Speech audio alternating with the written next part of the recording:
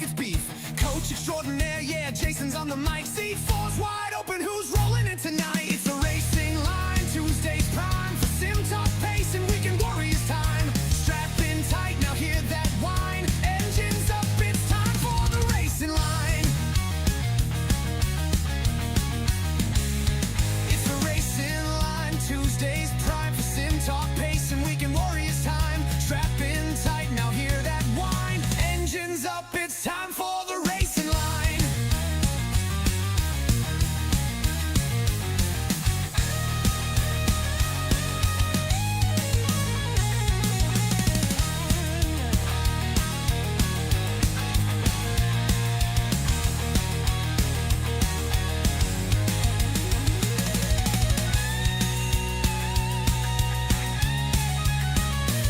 It's the Racing Line, Tuesdays prime for sim talk, pace, and weekend warriors time. Strap in tight now. Appreciate your time, Frank. This gentleman has done wonders for sim racing, the real world racers that come into sim racing or go back and forth. Frank's responsible to get some guys out on track. So without further ado, Mr. Frank Swartz, Grass Paddock Motorsports, tell us what you do. What do we call this thing? The Racing Line. I'm all out of sync. We got more people to deal with this week than what I'm used to. So thanks to my co-host, Jason, for joining us. Adam's back this week. And as you can see, we got a fourth sitting here. Megan Oversheet is already joining us to help us do some reviews and stuff. So thank you, Megan. Let's go, Megan. And help Good. us. Let's Good get evening, Greg. Good evening, gentlemen. Hey, we're just getting ready to review the spec racers, and since we had an announcer in the waiting room, we thought we'd go ahead and bring you in. Well, thank you very much. There he is. Hey, we got him. Hey, Jason, we got you this time. Cheers, guys. Thanks for having me. We won't talk about Yeah. the other. Our special guest for the evening, Mr. Dave Ogburn, and for Dave to introduce you to these two knuckleheads, you got. Great to see you, Thor. Welcome to the fourth chair and the podcast this week. No, thank you so much for having me. It feels surreal, like finally being able to talk to you guys. You know, I've been in this league for like what 2-3 years, and yeah, finally face to face. Yes, our first guest. Jeff. You're on the spot now, Jeff. Oh, So, welcome, Mr. Jeff Jacobson.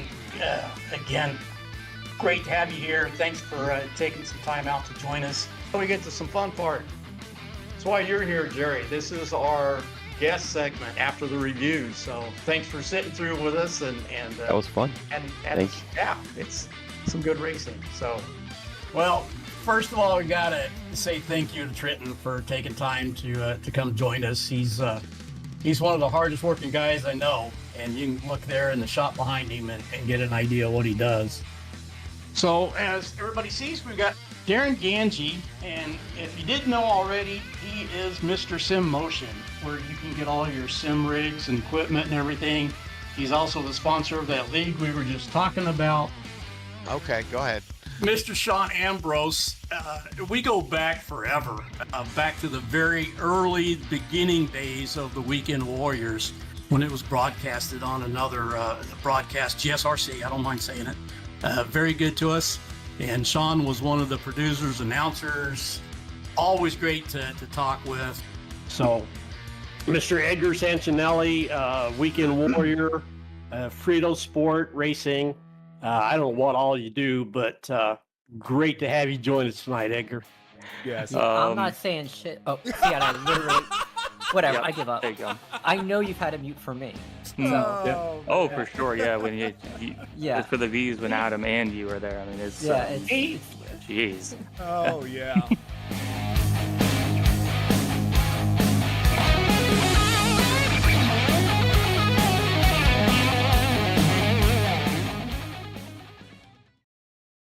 And Hey, good guys. evening, everybody. Welcome. We are back finally after a little vacation, for Adam anyway. I mean, if you want to call a vacation going to Indiana, but I had a good time. I was going to see my family for a couple weeks, so it was nice to get back home for sure. Yeah, that's always important. So, Good to see you guys. JG with us and our guest, Mr. Paul Slavonik. Thank you, How sir, you guys for doing? taking time to join us. Absolutely. Thank you for having me. Yeah, we go back a few years as well, don't we? Phew, that's an understatement. I feel like we've known each other virtually. We've known each other virtually longer than personally. I think this is maybe like the third time I've ever seen you, and even then I'm looking at you through a screen. yeah, yeah. Back to the SCCA days Mhm. and the esports before that. So appreciate you taking time out to do this. Absolutely. Yeah. JG's had a busy week, I heard. Yeah, busy couple weeks with Spot 24. A little bit of an off week last week, only like Indy cars, but this week is very, very busy with the vintage Lotus 79 races, the IndyCar, the F1 races, the and the Brickyard 400 special event for iRacing. Don't forget so that'll be SRG fun. tomorrow night too. So yeah, Yeah, why don't we and just go ahead and SRG throw in the that one F3s, in yeah. too? So yeah, Yep. got a lot going on here. Yep. Yeah, that's we've got a team that started up was it last year Yes. already? Right Yeah. around Daytona, or I guess after Daytona 24. Yeah. Daytona, yeah, the slow motion racing RAY. So these guys kind of run it, especially JG, and they do all the special events. We got a lot of the weekend warriors in it. So guys do a good job, kick some butt. All right, speaking of kicking butt, I think it's time to start getting into our highlights, you think? All right, here we go. Sounds good to me. FV's up first. That's VIR North. It's been a good first Adam and I of the have season. fond Let's see memories how of the second, racing third that. Oh race, and we yes, take it all absolutely. back to that. Yeah, let's not talk about Made the the turns come exit down, at turn pit lane, 2, the huh? field now back in the hands Yeah. of our pole sitter. Ethan as the Orr green on flag pole is out, once and the again. drivers It's a are on fifth their way. fifth in a Very row, early I jump think. From Ethan Orr jumped Wow. out to the outside, heading down that start-finish straight. That's They had their way that's down good into turn because number the one of Formula V's Horseshoe. Look, as don't the drivers use already running off into the open dirt. qualifying. They Tortello have decides solo to risk it qual, for so the there's biscuit no here draft or in the nothing. He early did it all on stages. his own. Down to turn number 1, it's Tullo and Porvernal Adar battling for P2 and P3 as the drivers go 3 wide, a little bit farther in the back. Really dicey as they had their way into 3 for the There it very goes. first time. Yep, pretty Totally clean fine. through T1 here so far. We're looking lots of puffs of smoke, but no skidding. This ain't good. Hopefully he doesn't do this the whole time, guys. Sorry about it. the black flashes here. What a massive group of cars we have today there. It looks like a lot. Oh, and it Whoop. looks like we have at least 2 cars off there, I believe. Down into turn number 3 of NASCAR Bend into turn Watch. 4 of Left Hook. Well, I guess And try to let's watch see- it. oh, no. But look at the Interesting. purple I'm car not in the sure all background. contact being made for Oh. Michelle did such a good job of avoiding this. all But by watch this. himself. Watch this. Oh my goodness. Just got caught up in it, Ron. Let's go. That's reading the Well, room that right can there. disappear That's in the blink of an eye. I Right. guarantee you that as they head their way down to turn number 1, Ethan Orr is not going to hold on to an 8/10 of a second lead. Yeah, In Ethan fact, he did. may not Well, even he was be so in the close to lead, breaking the period. draft. He's Just right trying at to 9/10. pack drive here a little bit. Josh He Justice pushed so working hard in up the first lap, almost got it inside. done. But yeah, Very once opportunistic move there from once they Josh got to the Justice front again. straight, there was To get you kinda no hot under the collar right now as we're going 3 wide. no four on breaking the away. That was a great inside, send by into the Josh pit lane or Justice. into the pit And then exit. this is what happens He's gonna make it the happen there in the rest of the T1 race, pretty much. easily. So, you know, I think that's In the turn less one. of a Seems about right. desperate move, almost making contact with Felix Samoas on the outside there. It's really You hadn't been around the as we're Weekend gonna go Warriors 4 much wide lately, here, Paul. We've Coliseum got up the 3 middle. classes. The They're ones gonna keep highlighted pushing there it in here, red too. are They're gonna Spec keep 1. pushing it They're like forward, 3,000 3 wide, IR and and Coliseum above. is actually going to make The that one green work or out. Spec They've sorted 2 themselves below out. Yeah, that, let's take a look at this. and There the was yellow a ones series of highlighted the are drop the Masters. 960s running There's The old another- guys go over 60. Here in Oh! those first moment phases. I feel Almost like got we're so in good this from one Michelle. where the drivers at the front of the field still running in their own nice little neat and tightly knit pack.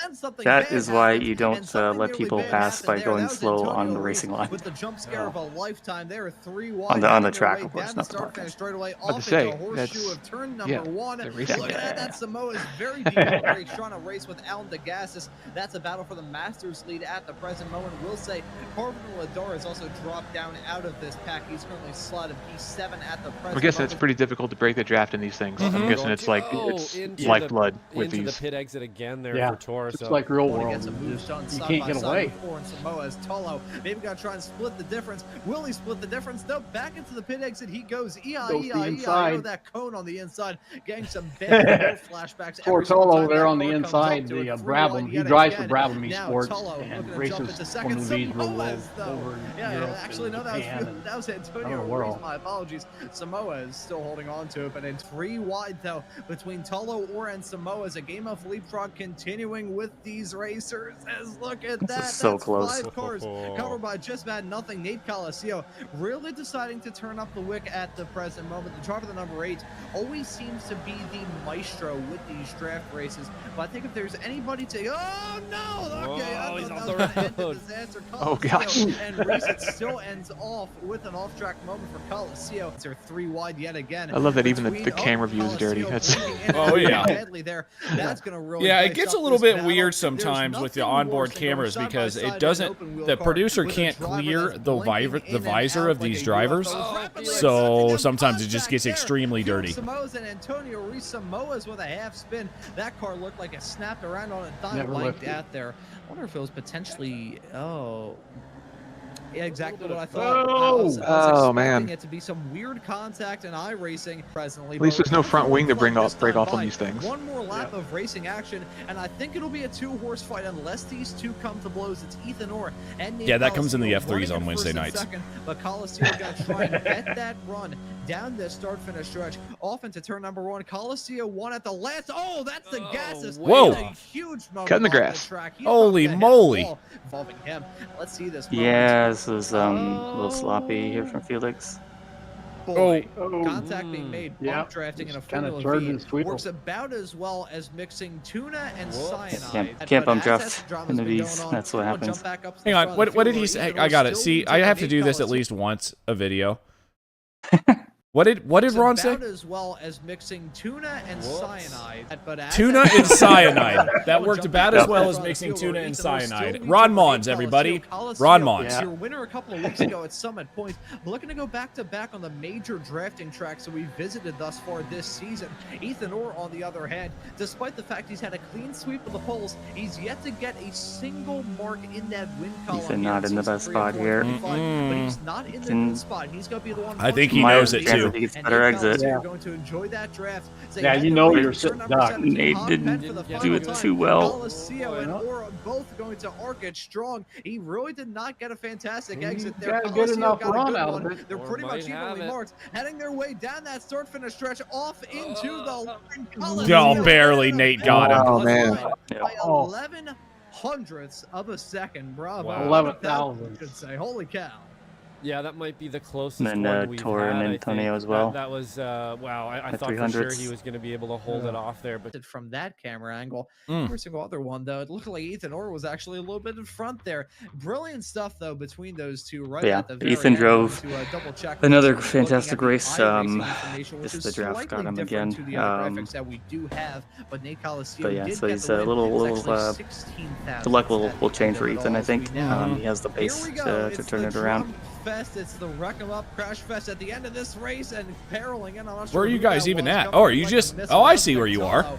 There's Yeah, it's at the Purple shortcut. Major Oh, chance you of can the hit that winner jump at right the end there. of this race. Yeah, they kind of missed it, but they did their best. It's good enough. Yeah. Good. Here it is. Nate Colacio takes the win, barely, by Ethan Orr. Tortello finally was not in a battle, because if he was, by the way, I just want you to know, if he was in a battle in this top 3, he would have won that photo finish, because he always does. But he wasn't, Well, so he did. didn't. He did. It was 300ths between him and Antonio. That's so. true. That's true. But yeah. Yeah, it was a photo. Great job. Wolverinio. There we go. Tam Stubbe said Wolveronio. There in 4th place, Mr. Antonio Reese, Masters winner. Alan DeGasis finishes second in Masters with Kurt Nunez in 3rd. Now, this battle is continuing from last season. Parvinder, Ladar, and Michelle Lynn in Spec 2, 5th and 6th. So I cannot wait to see. It's been a few weeks since I've seen these points, so I'm looking super forward to seeing these here in about 20 minutes. Yeah, Parvinder's on a roll for getting Spec 2 wins. So yeah, Michelle's hot on his heels though. And great job this week, Michelle, avoiding the anvils. We're really close. Yeah, absolutely. Okay, moving on here to the Formula Fords. Yeah, let's do it.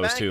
going to finish in a very close P2, 1/10 of a second at Felix the end ends up between on the those podium. racers. Samoas and Yeah. Oh, Buchanan Christian's in the have a chat. moment. They Yeah. round Hey, out the top Christian. 4. Daniel Tufts I mean, would finish around them, you but couldn't he's have had a you moment. couldn't have driven He's him coming much down better pit than that, lane. Christian. And I Yeah, think the reason why that you may be were the case not is in because the, he a may good position potentially, that I'm last looking lap. through, does he have a black flag or a meatball? No, I think he just Wasn't came much you down could pit have lane, done. potentially just had a huge Jason snap. Chen getting And then the had Spec no 2 win. choice but Yep. to come down pit lane. Jason Shen Yeah. ends up walking What away else? with the Spec 2 win at the end of this. Is Stevie Ray going to win it in the Masters category?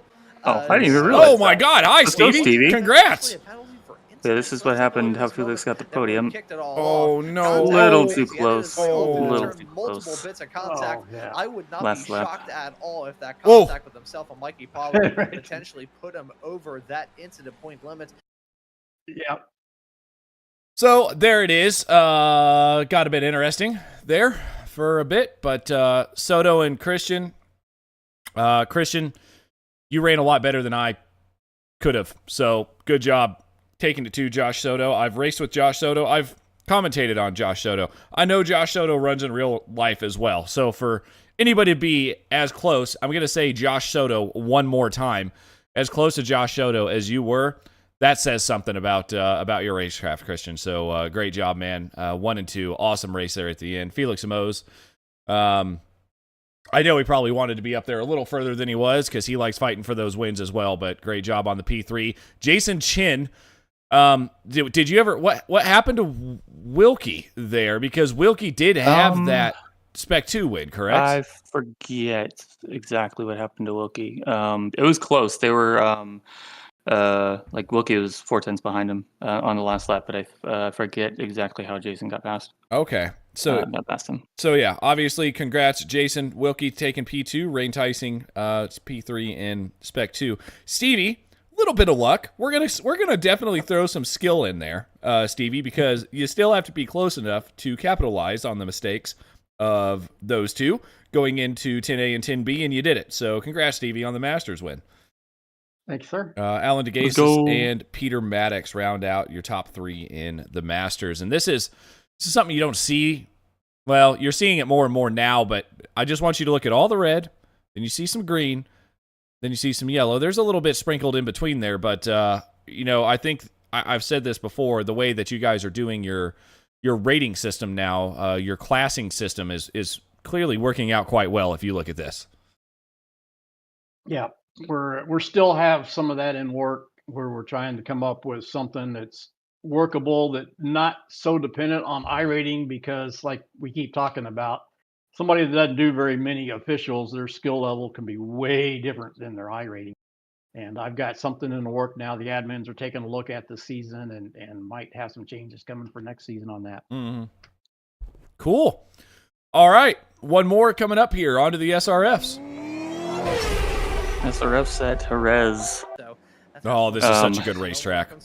Another episode of SRFs on ice. Yeah. The track temp was like 50-something C, so like that's 130 degrees Fahrenheit. Yeah. That pace car has come down pit lane. The field now in the hands of our pole sitter Felix Moaz as a green flag. Special guest this week joining us, Mr. Brandon Roseborough from